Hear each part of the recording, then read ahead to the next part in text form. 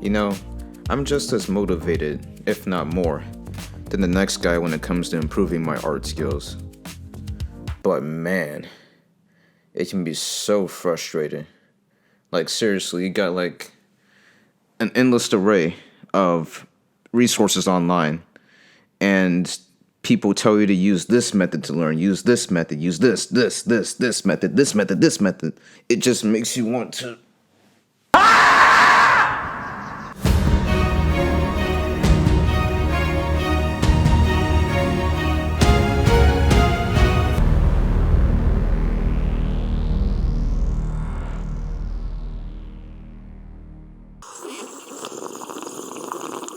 You guys thought I forgot about my tea, huh? Nope. Anyways, my name is Innerman, the creator of the Innerman Arts channel. This is where I document my journey to become a great character artist and creator and provide relevant information to any of you that decide to undertake a similar endeavor. So I kept on digging and researching on the interwebs with one question in mind. How do I improve my art skills? How? How? The internet is filled with so many different tutorials, all of which showcase different methods. This realization resulted in my mind getting overloaded with information and ultimately getting discouraged. And that's when I stumbled upon this book.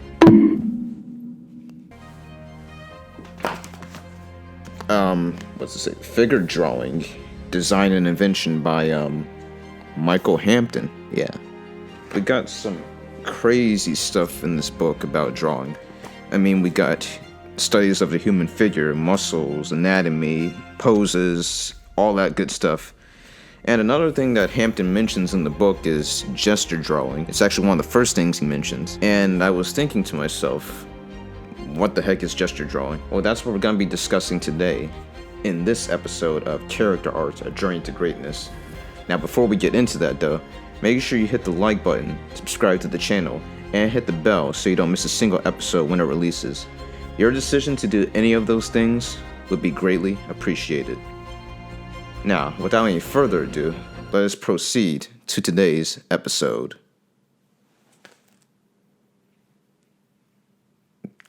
Go!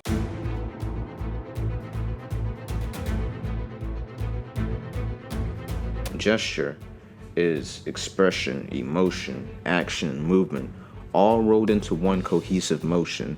And I know all of this because I looked it up on Yahoo search.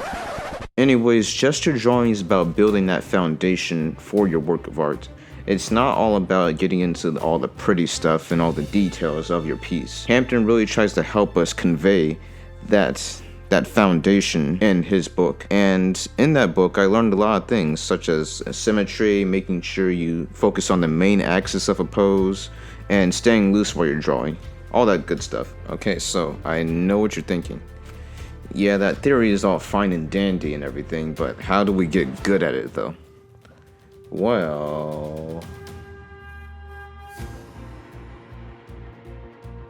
So, this is the method I use to improve, and I hope it works for you as well.